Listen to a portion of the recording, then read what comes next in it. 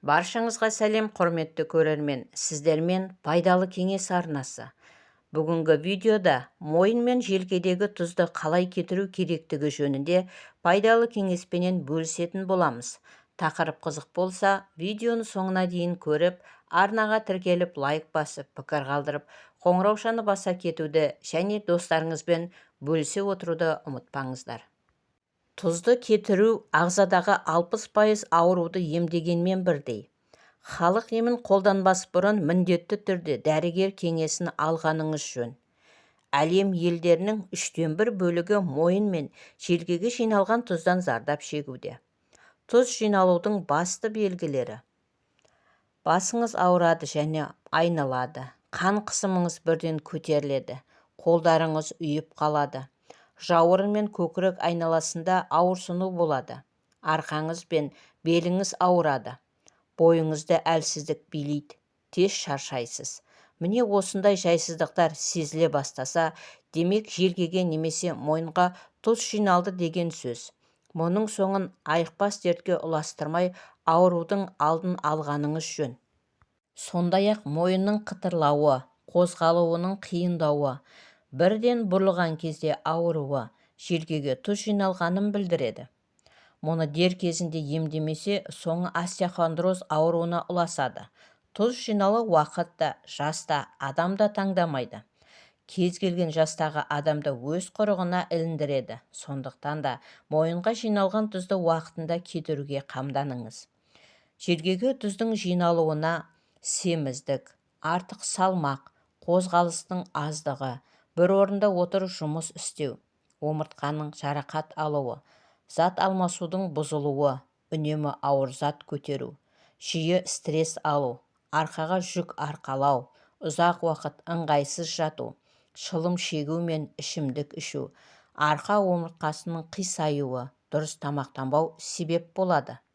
Мұны емдеу ұзақ уақытқа созылады. Бұл дертке әсіресе кеңседе отырып жұмыс істейтіндер, тігіншілер шалдығады екен. Тұзды біртіндеп кетірмесе, омыртқа арасында жарық, ісік пайда болып, жүйке жүйесі нашарлайды.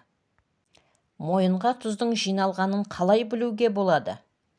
Басты бұрғанда ауырсыну байқалады. Ауырсыну бастың артқы жағына, иыққа, құлаққа таралуы мүмкін. Кейде қабынған жүйке ұштарына байланысты ауырсыну тіпті қолға да өтеді. Басыңызды бұрғанда сықыр естіледі. Тіпті басты кілт бұру мүмкін болмайды. Бұрған жағдайда біреу шерткендей әсер аласыз. Құлақтан шуыл естіледі. Әсіресе төсектен тұрған кезде құлағыңыз шуылдайды. Оған қоса басыңыз айналып, көзіңіздің алды қарауытады. Бұл бірнеше секундтан минутқа жалғасады. Көру қабілеті төмендейді. Тұздың әсерінен көзге қажетті қан мен оттегі жетіспейді. Жүрген кезде аяғыңыз бірден үйіп қалуы мүмкін. Қан қысымыңыз көтеріліп, жұмыс істеуге қабілетіңіз нашарлайды. Міне, мұның бәрі мойынға тұз жиналғаннан болады. Мойынға жиналған тұздың қауіптілігінен бас миы, есту және көру қабілеті төмендейді. Оған қоса құсу, қан қысымының көтерілуі, есте сақтау қабілетінің төмендеуі, ақыл-естің кемуі пайда болады. Емделу жолдары қандай болмақ? Мойынға жиналған тұзды кетіруге болады. Бірақ 7-10 күн ем алу жеткіліксіз. Оған айтарлықтай уақыт керек. Сонымен қатар күтім, дұрыс тамақтану да маңызды рөл ойнайды. Мүмкіндігінше невролог дәрігердің қабылдауына жазылып, ем жүргізгеніңіз жөн болады. Дәрігер сізді толық тексеруден өткізген соң қажетті ем жасайды.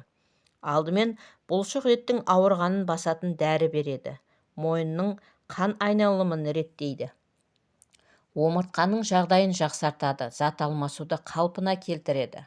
Бұл үшін тек дәрі ішу жеткіліксіз. Мейлінше жиынтық ем алғаныңыз жөн. Тұзды кетіруге физиотерапиялық ем керемет көмектеседі. Желкедегі тұзды жою үшін үй жағдайында жасай алатын ем түрлеріне назар аударыңыз. Қыздырғыш компресс, 300 грамм медициналық спиртті, 10 граммнан камфер спирті мен йодты араластырыңыз. Оған ұнтақталған 10 дана анальгин дәрісін қосыңыз. Дайын болған қоспаны желкеңізге, мойныңызға жағып, сырттан жылы орап қойыңыз. Осылайша 4-5 емнен соң-ақ оң нәтижесін байқайсыз. Алоэ мен бал компрессы.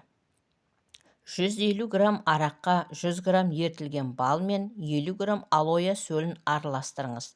Дайын болған қоспаны ауырған жерге жағып жатыңыз. Емді тәулігіне 2 рет жасау керек. Сарымсақ пен зімбір компрессы. Сарымсақ пен зімбірді майда үккіштен өткізесіз. Қоспаны мойынға, желкеге массаж жасай отырып жағыңыз. Егер құрғақ болса, аздап ертілген сарымай немесе ментол қосуға болады. Шайқурай майынан компресс те көмектеседі.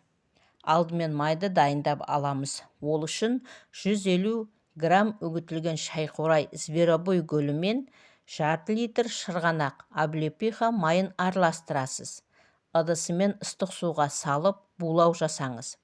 Шамамен 30 минуттан соң майды салқын жерге қойыңыз. 3 күннен соң дайын болған емдік майды жақсылап шайқап алып, мойын мен желкеге жағасыз. Емделу мерзімі 10-12 күн. Картоп пен бал компрессы. Бір дана үккіштен өткізілген картоп пен біраз қасық жылы балды араластырып, қатты матаға жағыңыз. Оны ауырған жерге таңып, сыртынан жылы орап қоясыз. Бұл емді үзбей 3 күн жасасаңыз, мойындағы, желкедегі тұздан біржолата құтыласыз. Қаймақ пен майтамыр компрессы.